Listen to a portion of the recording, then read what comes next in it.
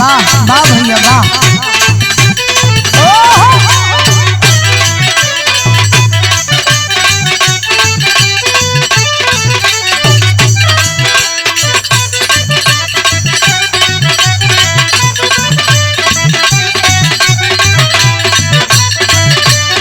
क्या बात है जियो। वाह वाह मालिक।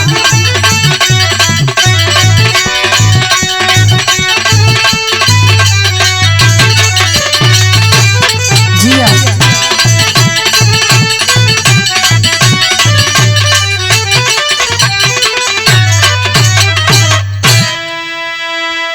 आई भैया, हम बिरहा लोक गीत गायिका ज्योति यादव प्रतापगढ़ी एक बार पुनः बिरहा के श्रोता सम्राट भाई बंधु चाचा दादा और पूजनीय माता बहन बड़ी कमेंट आई हमरे बिरहा में कि एक बार पुनः हास रस के बिरहा आवे के चाहिए। एक ऐसन बिरहा दुनिया में बताइला हमने हिंदुस्तान में आज से नहीं, चाहे त्रेता हो, चाहे सतयुग हो, चाहे द्वापर हो, चाहे कलयुग हो। अरे नारी अगर पतिव्रता है तो दुनिया में उसे कोई भी शक्ति उसे हरा नहीं सकती। ब्रह्मा विष्णु महेश माता अनसुईया के सामने सभी झुक गईलन। यही से अपने बिरहा में एक पतिव्रता नारी के कहानी हम बतावे चलत बानी। 2 लाइन साखी में कहना बा।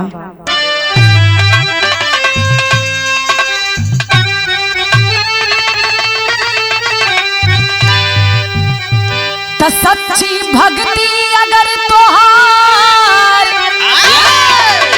अरे भव से हो जाइबा तब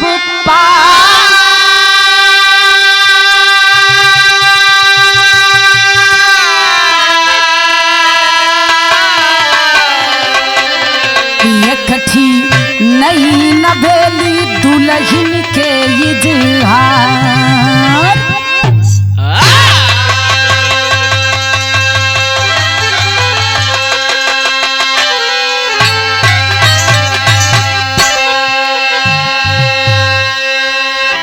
अगर सच्ची भक्ति हो तो दुनिया में केहू भी हरा ना पाई। लेकिन बिरहा में एक लाइन के कव्वाली के टुकड़ा बा गुरुजी, कैसे?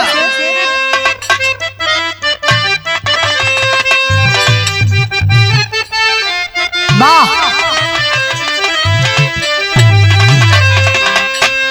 और बिगड़ी मेरी बना जा,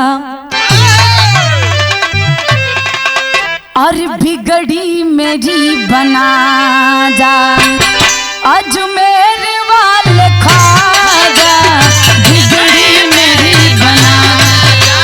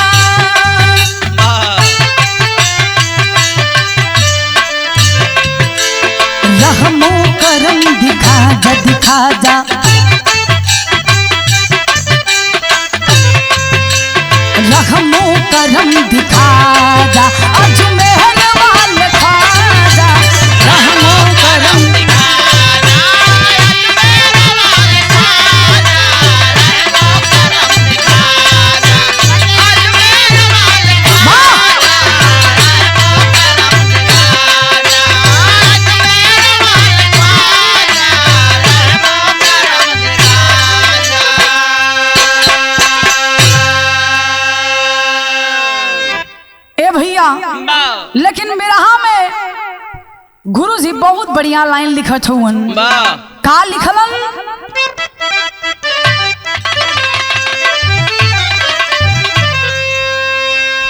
अरे पूजा सफल हुआ है,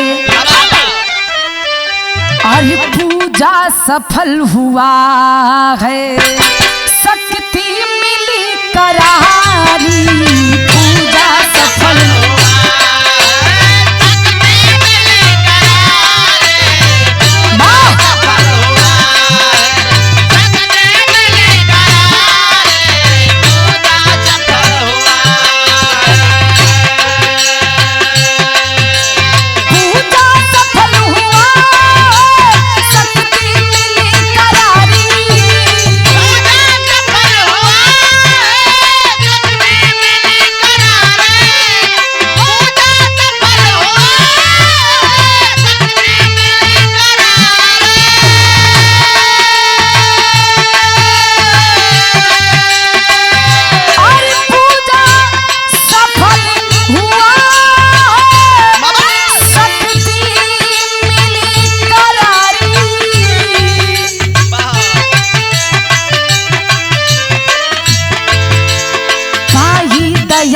देखो,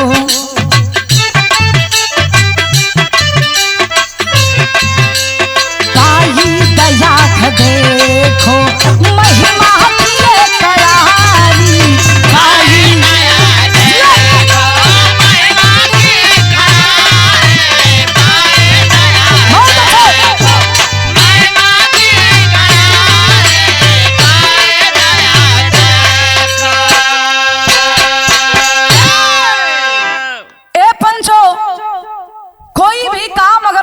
किया जाए तो फल सुनिश्चित मिलता है। आज दुनिया में बहुत नारी के चर्चा आप लोग सुन ले हुकबा कलयुग में, लेकिन एक ऐसन पतिव्रता नारी जकरे तपस्या से एक अद्भुत शक्ति मिलल बा। कहानी कैसन बा बिरहा के ही से शुरुआत बस शहर में कहना है।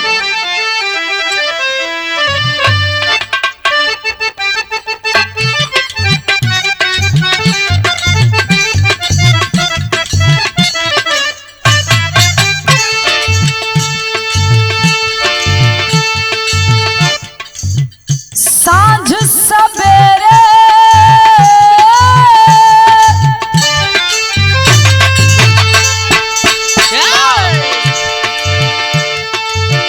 साँझ सवेरे मनम पूजा में लगावत बा, रोज दुल्हनिया भोले बाबा के मनावत बा।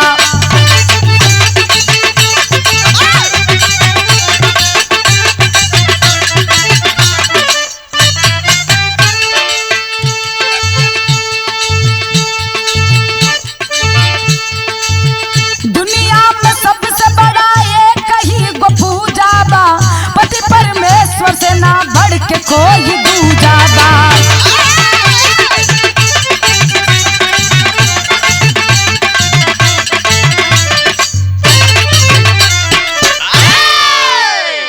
अच्छा तो ये कहानी आप लोग तनी से गौर से सुनी है। कहानी कैसन बा? एक पतिव्रता नारी जेकर नाम नगीना बतावल गई। नगीना नाम रहल लेकिन खूबसूरती के कोनो जोड़ा ए भैया। नगीना भौजी अपने पति देव से बड़ा प्रेम करें, होके की भी चाहिए। दुनिया में सबसे बड़ा पूजा एक औरत के लिए ओकर पति है। भगवान के पूजा करा चाहे मत करा, लेकिन अगर पति परमेश्वर के पूजा कैला तो तरनतार हो जाए। जाना भैया? ए भैया, यहाँ नगीना अपने पतिदेव के पूजा करके एक अनोखी शक्ति प्राप्त कर ले। इस सब के बस के बात नहीं खे बा। उस शक्तिया पौलिन का एक लाइन तरज है।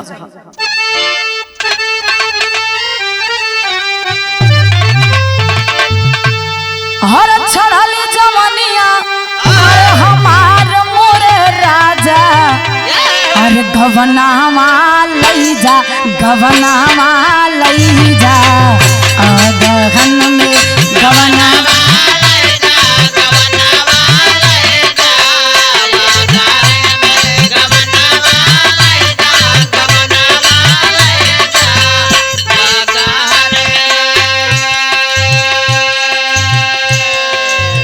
लेकिन एक पतिव्रता नारी के शक्ति के देखा।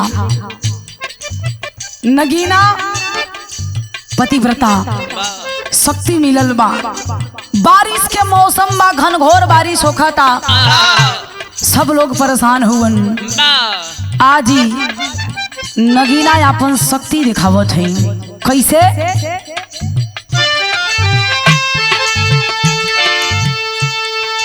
एक दिन सिवनिया में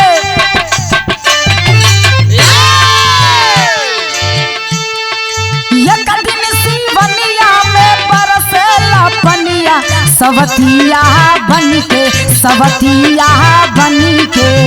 बरसे बदरा सवतिया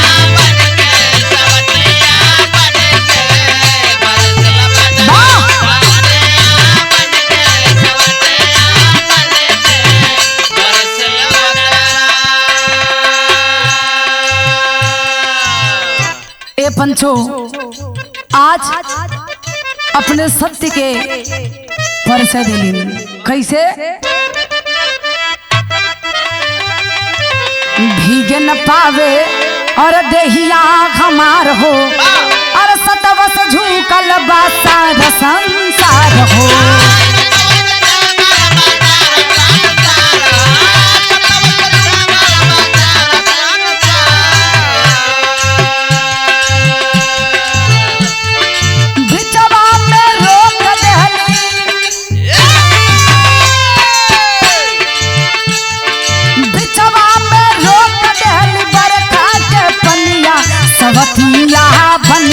सवतिया बन के बरसे बदरा सवतिया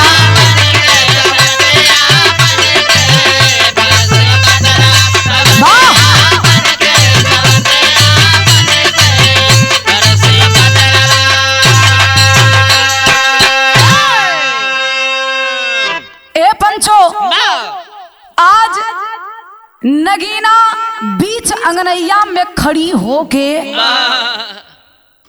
हाथ जोड़ के विनती कैलीन कि बारिश इतना मत होखेदा। बदरा से निवेदन कैलीन कि अगर हम पतिव्रता हई, सतवती हई, तो आज ही बारिश रुक जाई। ए पंचो अंगनैया में खड़ी होके जब दोनों हथवा जोड़लिन तो एकाएक बारिश बंद हो गई। बारिश बंद भइल, विचार में सब हुवन कि एकाएक बारिश बंद काहे के भइल। दिन बीत गया बाबूजी, दूसरा दिन बा और दूसर के दिन सतवंती कैलिन का एक लाइन तरज हो।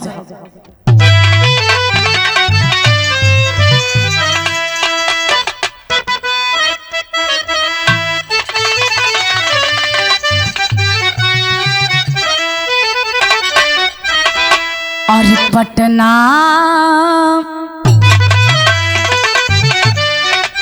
और पटना से बैदा बोलाईदा, और पटना से बैदा बोलाईदा, नजर आ गई गुड़िया पटना से बैदा बोलाईदा, नजर आ गई गुड़िया पटना से बैदा बोलाईदा, नजर आ गई गुड़िया। लेकिन एक दिन के बात बा, सतवंती घरा में बैठ के धान कूटत रहलीन। अब पड़ोसी उनकर, अच्छा गांव में दो चार गो मेहरारू झगड़ालू होखथिन, पड़ोसी जो उनकर रहलीन बड़ी झगड़ालू रहल। उ सोचलस कि एकरे घरा में इतना तेज से का कुटाई होता, आग लेवे के बहाना घर में आवत ह। उ झगड़ालू मेहरारू सतवंती धान कूटत हई और कैलिन का भैया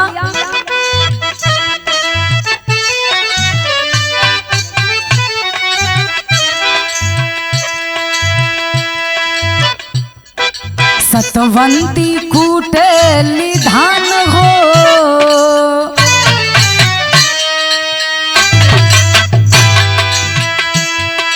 सतवंती कूटे धान हो अपने घरवा में आई के सतवंती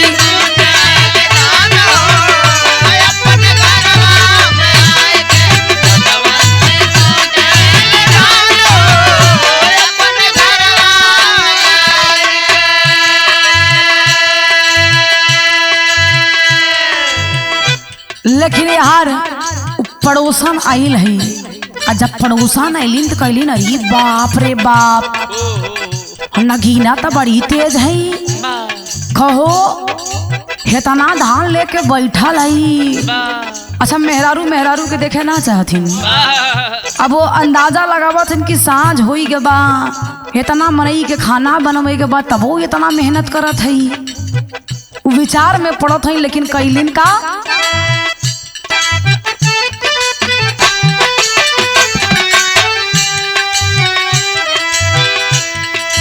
बगल के पड़ोस झगड़ालुआ बरतिया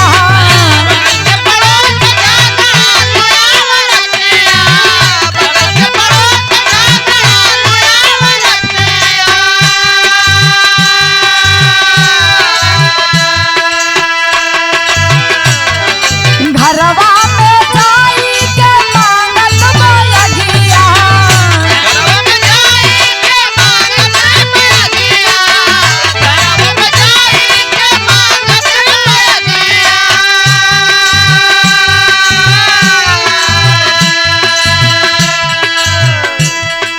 सुन ले तू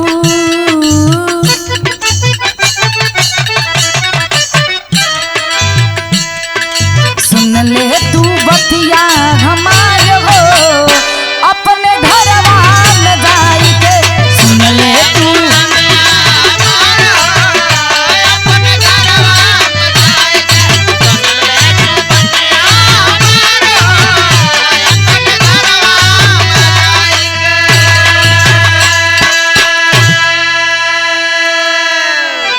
नगीना से पड़ोसन जाई के कहत बा कि ए बहनी इतना काम करे में जुटल हो तनी से हमके आग दे दा हमरो मालिक आवत हुए खाना पानी बनवे के बा। नगीना कालीन 2 मिनट बैठा धनवा कूट ले देत है खाली ना हमारे पास टाइम ना बस देख कहता दा ना तो नहीं याद सीधा से। अच्छा झगड़ालू के लक्षणों कुछ होता है कहीं हमारे पास टाइम नगीना कालीन मनी है ना बेचारी धान कूटत था तब तक नगीना एक ठे काम कैलिन का कैलिन भैया बिराह में तरह था ई बियाहे में माता बहिन गारी जेके शुद्ध गारी कहल जाला माता बहिन बैठ के जब दुआरी पे बारात आवेला तो बैठ के गारी गावेलिन वह लाइन में कैसे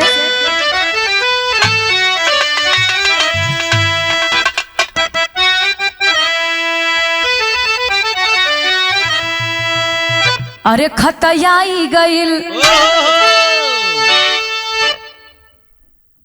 अब जेकर हदी पदी रहा तुके गरिया वेलिन लेकिन हम केहू गरियाई ना समझे वाले अपन समझला हाँ समझे वाले समझ ले।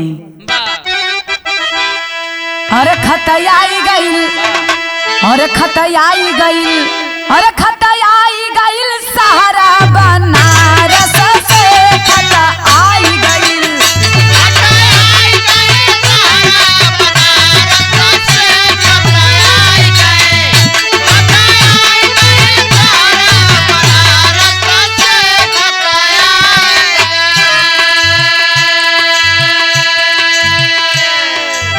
लेकिन गाड़ी के छोड़ा अब यार नगीना उनके 2 मिनट बैठे के कालीन तब तक वहां नगीना के पतिदेव दुआरी से आवाज लगौलन। जब आवाज काने में नगीना के पड़ल तो नगीना कालीन ए बहिनी लागत कि हमरे वो आ गईलन। पहले के जमाना में अरविंद भैया मेहरारू अपने मर्द के नाम नहीं ले आज के जमाना वाली बिना नाम ले तरन तारा ही नहीं बा कुछ जनी यही सुरेश सुरेश चल रहा थी अब जकरे मर्द के नाम हो बोलो वही करी ए भैया। लेकिन पहले वाली हमरे वो बिट्टी के पापा आज नगीना कालीन पड़ोसन से कि हमरे वो आ गईलन लोहा ढोआ थी कैलन का भैया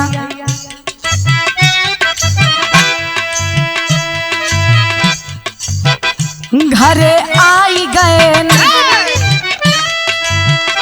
घरे आई गए घरे आई गए हमारो परानी हो घरे आई गए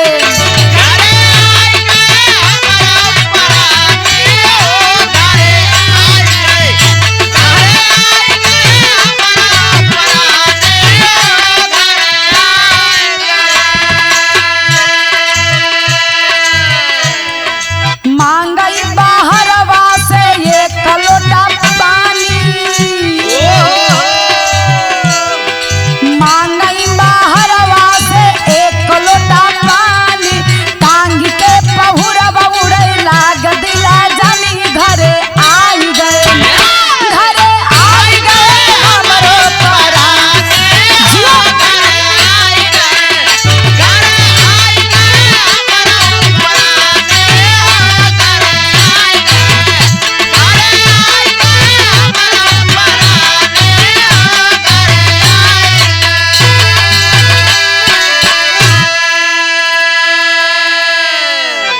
तब तक यार नगीना के कान में जब पतिदेव के आवाज आयल तो नगीना अपने पति के प्रेम में इतना बिहवल इतना पागल हो गई कि जोन मुसरवा से धनवा कूटत रहल उहे मुसरवा छोड़ देलस।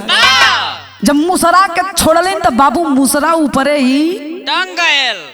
अब यार झगड़ौलिया जोन पड़ोसन बैठी रही उ टकर टकर लखत के री बाप रे बाप इहे मुसरा ह कहो ऊपरा कुछ लगो ना बा ई कैसे टंगल ह इ मुसरवा के था पे टांग देलस। वाह यार मुसरा ऊपर टंगल बा नगीना एक लोटा पानी और हाथे में गुड़ लेके जाके अपने पति देव के दे के अइलिन और तब तक वो मुसरा हुई ऊपर टंगल बा पानी दे के अलिन इनके यार आग देलिन। अब मुसरा फिर से हाथ ऐसे ऊपर कैलिन तब मुसरा हाथे में आ गई। झगड़लुआ सोचत बा कि अरे बाप रे बाप ई कैसन शक्ति बा कलश कहो ई बतावा ई मुसरवा टंगल कैसे रहल त नगीना कालीन ए बहिन जे अपने मर्द से प्यार करी ना तब मुसरा का भगवानों को भी रोक दे। अभी झगड़ालू मेहरारू साँझ सवेरे उठत बैठत अपने मर्द के वो गारी दे।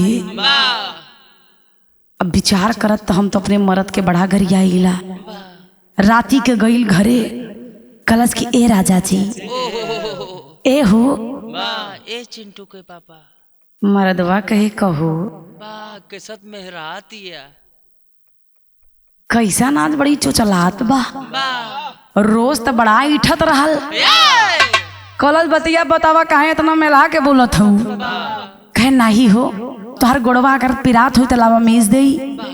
एक काम करा कल जब खेते में जाया तो दुआरी से हमके आवाज लगाया कि ए चिंटू के मम्मी ए चिंटू के मम्मी तनी सा एक लोटा पानी लावा।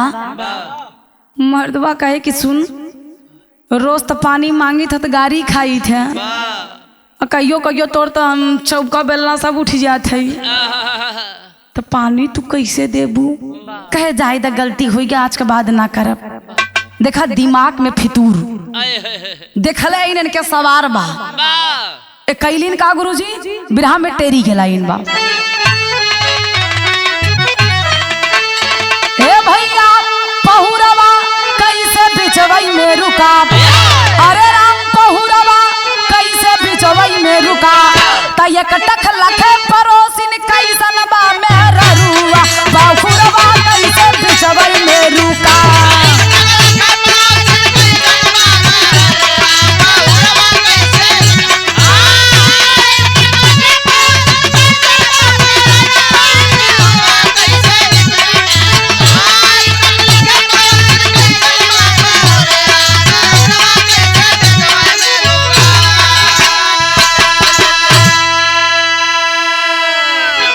अब यार रात में सोए हैं बा लेकिन इनके नींद नहीं आवत बा।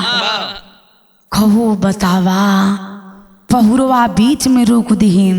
पहुरवा माने मुसरा कैसे रोकिन। आज बीतई कैसो रात होत सवेरे हमहू मुसरा ऊपरे रोकत बा का ओकरा से हम कम ही। देखा दिमाग में फितूर चलत बा लेकिन सवेरे यार भइल अपने मर्द के समझावत बुझा के खेते में भेजलिन। लेकिन यहाँ बिरहा में एक लाइन तरज है गुरुजी।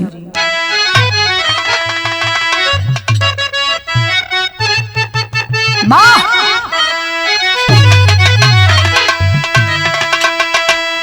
गर्मी के महीना बा कोनो दुल्हन अपने राजा जी से कहे ए राजा जी गर्मी इतना बा बर्दाश्त नहीं होता एगो काम करा। का कहलिन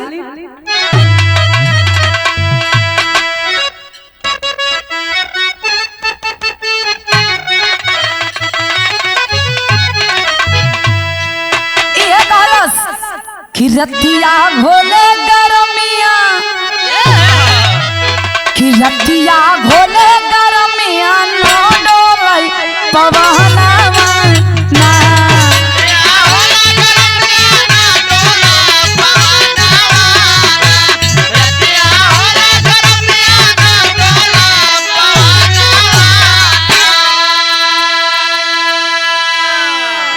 लेकिन उ झगड़ुआ अपने मर्द के समझावत बा।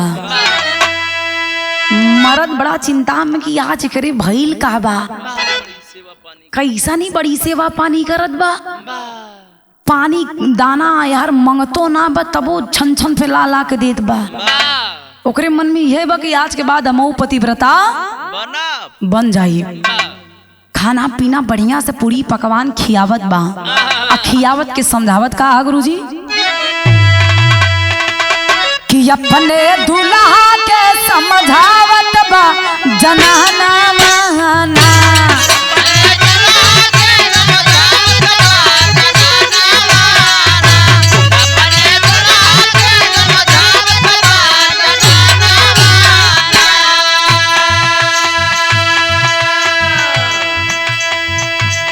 बतावत बा का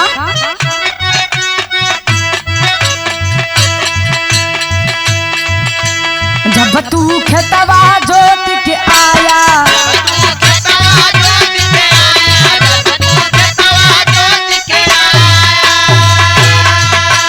हमके बहरा से बुलाया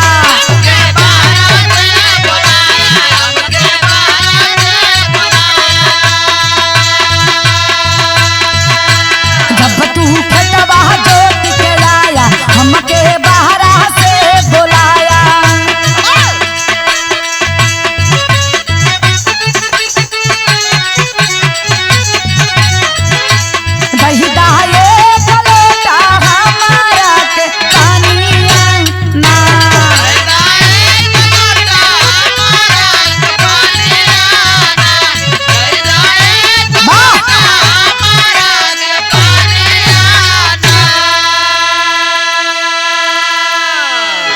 अच्छा मर्द के समझा बुझा के झगड़ाऊ दुल्हन भेज देलस।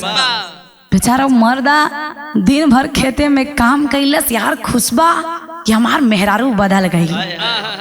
ठीक बात जे केहू सिखौलस कम से कम ठीक ठाक बुद्धि दे देलस। आज के जमाना में मेहरारू मेहरारू के भलाई ना करती लेकिन कोनो मेहरारू नीमन मिलल बा। कोनो बात ना वो सुधर गई हमरो जिंदगी सुधर गई। ए भैया मने मन बड़ा खुश बा बेचारा और खेते से काम उम कई के आए और दुआरे से लगा चिल्लाए और यार ये बढ़िया से धान ओन धई के वही मुसरा ले कुटाई करत ह। खुश बाड़ीन एक बार बोलौलस दू बार बोलौलस और जब तीसरी बार काने में आवाज पड़ल त खुशी के कौनो ठिकाना नहीं बा। और वही जवन मुसरा कूटत रहलिन अब उनके वही याद आवत बा कि दुल्हनिया सुने रही। वो जब अपने मर्द के आवाज सुने तो मुसरा बड़ा छोड़ देलस। यार जोन मुसरा से कूटा था जैसे मुसरा ऊपर छोड़ीन आ छोड़ को का लगिन लखई मुसरा ऊपर छोड़ीन के कहे टिके का मुसरा आए के एकदम नाकी पे गिर गयल। जब नाकी पे गिरल तो भैया हाथे से दाबिन आ यार मरद बोलावत बा कि दुल्हनिया ए दुल्हनिया ले आओ एक लोटा पानी। कहाँ से पानी जाई नुकरा उकरा तो फूट गया हाथे से दबाइन कहीं भगवती लूटू बोला जिन कहा था ना तोहर कपार फोड़ दे। मर्दा कही समझाए कुछ और देखत कुछ और रही कहे कुछ होए लीला का ये तोहन त कह रही एक लोटा पानी मांगा कहीं कहा था हैया धरू बोलिया जाने अरे राम मार मुना पूरा फूट गए। ए भैया यार लगिन रोवई और खून से लथपथ मरद भीतरा आवत तो देखलस का गुरुजी एक लाइन तरज है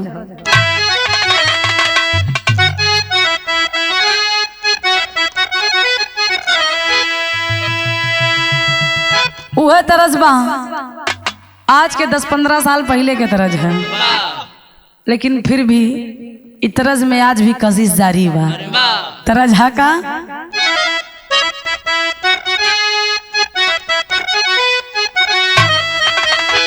कि मोरी रानी हो हे मोरी रानी हो चला ओढ़नी समाज मोरी रानी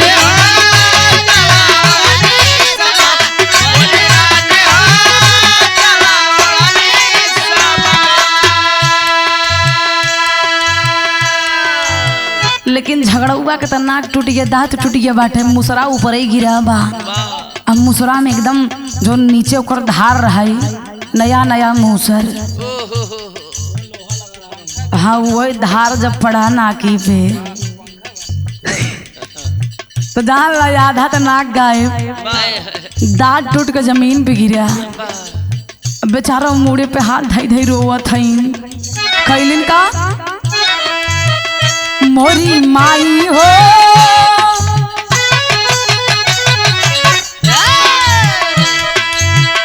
मोरी माई हो टूटी गनुकुरा हमार मोरी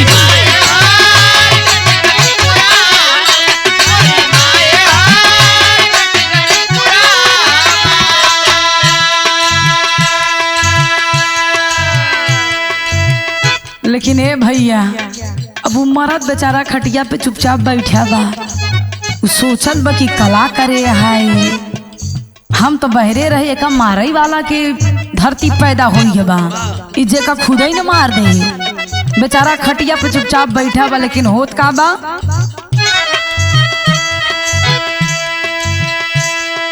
अरे खटिया पे बैठल बाट दुल्हा बेचारू अरे खटिया पे बैठल बाट दुल्हा बेचारू त लगी गरिया वे चुप रही अधारू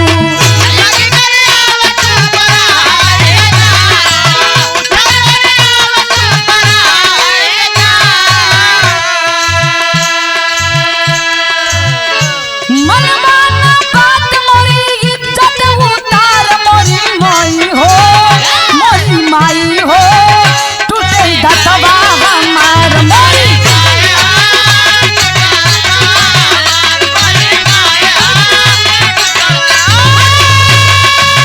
बहुत अच्छे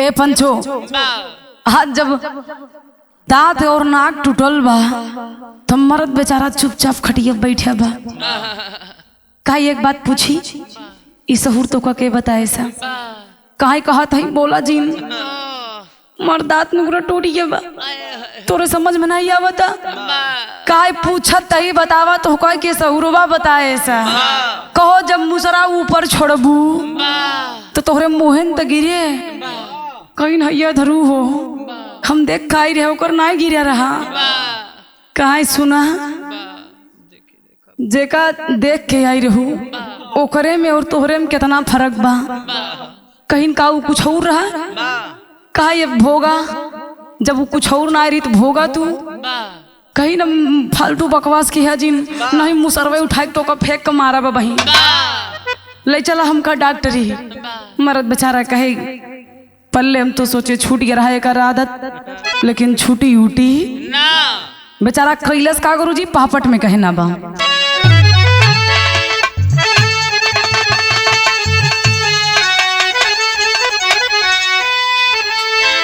अरे पकड़ के निकुरा दे 10,000 नगरिया डरिया लागेला अरे पकड़ के निकुरा दे 10,000 नगरिया डरिया लागेला जल्दी लेके चला हमें डटैया डरिया लागेला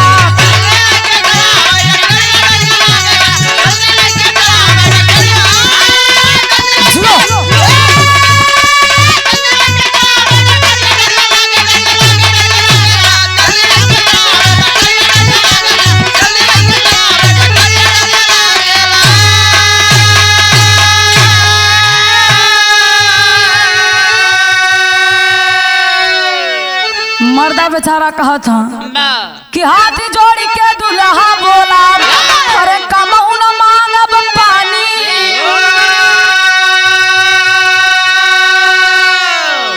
कमई बतावा कैसे लागल अरे बहाई खूब मन मानी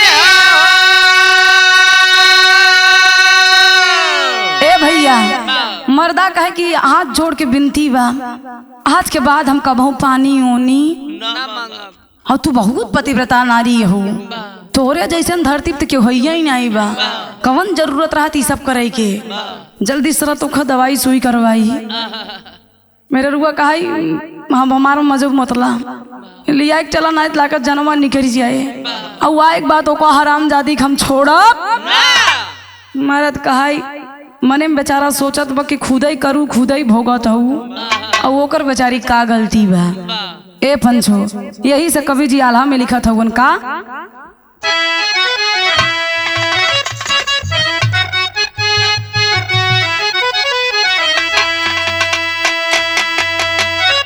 कि हथिया पे बैठी केहू कि हथिया पे बैठी केहू जोड़ी जिन लगाया बाबू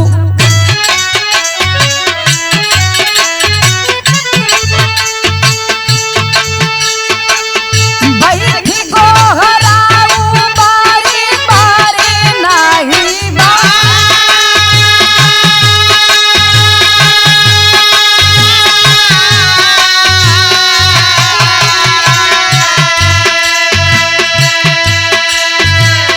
सत्य के बराबर नहीं ढोंग दुनिया में भैया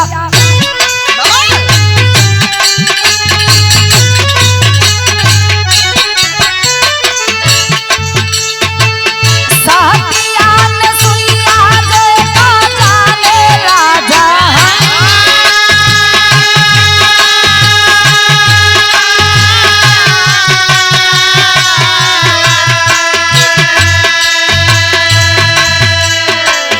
नेहले परीक्षा ब्रह्मा विष्णु आज दानियो भैया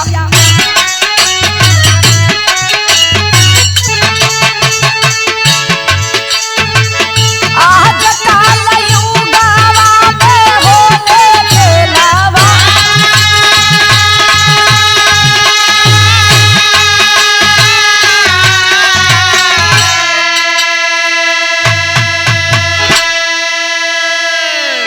ए पंचो बतावल गईल बा आज एक पतिव्रता नारी के देख के ई सोचलिन कि हमहू पतिव्रता बन जाई हमहू सत्यवती बन जाई तो लेकिन ऐसा नहीं बा ब्रह्मा विष्णु महेश माता अनसुईया के सामने उनकर परीक्षा लेवे खातिर आयल रहलन लेकिन उन्होंने के एकदम लड़का बना के गोदी में खेलौलिन कौन उनके पास शक्ति औरी ना रहल मात्र एक पतिव्रता नारी के कारण यही से कहल गई बा केहू के देखी देखा कोनो काम ना करे चाहे अजे करत था जानला पहले गढ़ा में गिरा था खड़ी में कहना बा गुरुजी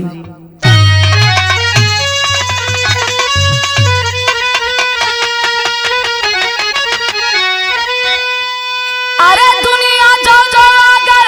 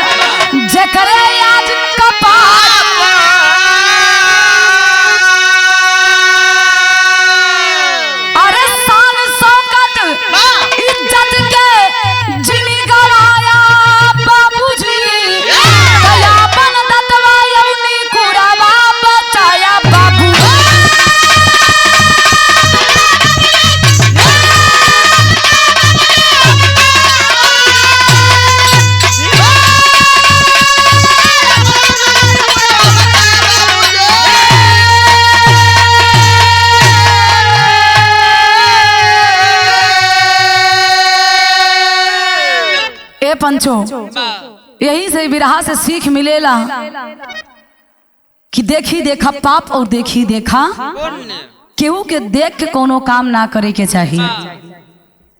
यही से कहल गईल बा अपन शान शौकत इज्जत मर्यादा अपने हाथ में बा, ना तो वही हाल होई देखलिन का और कैलिन का भोगत। यही से कवि जी एक लाइन और लिखलन, और पर्दा में रखा अपन अपन परिवार हो तो काबू ना आवे पाई कौनो बावछार हो।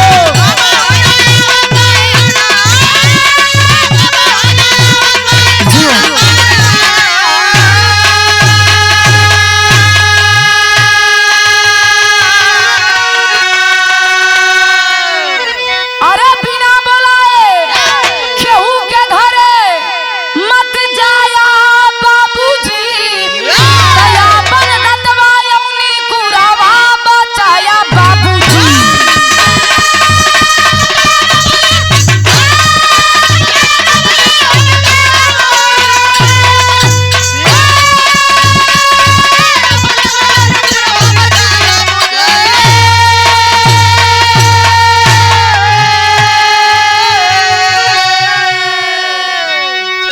एगो बात और कहे साहब कि परिवार यानी पत्नी बेटी बहन को कभी भी हम ही ना कहा कि उनके घर में बांध के रखा।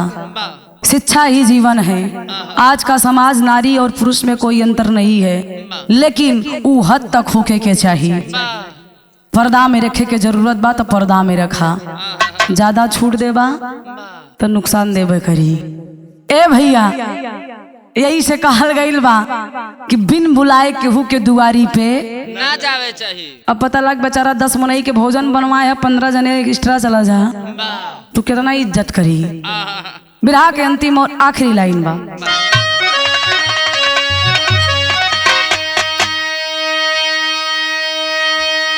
गुरु बिहारी गुरु गणेश गुरु रामलाल गुरु कारे।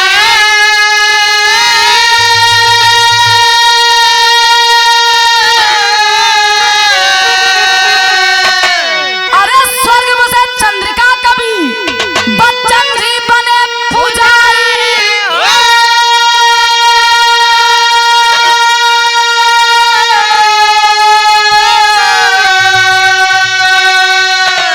अरे बहुरवा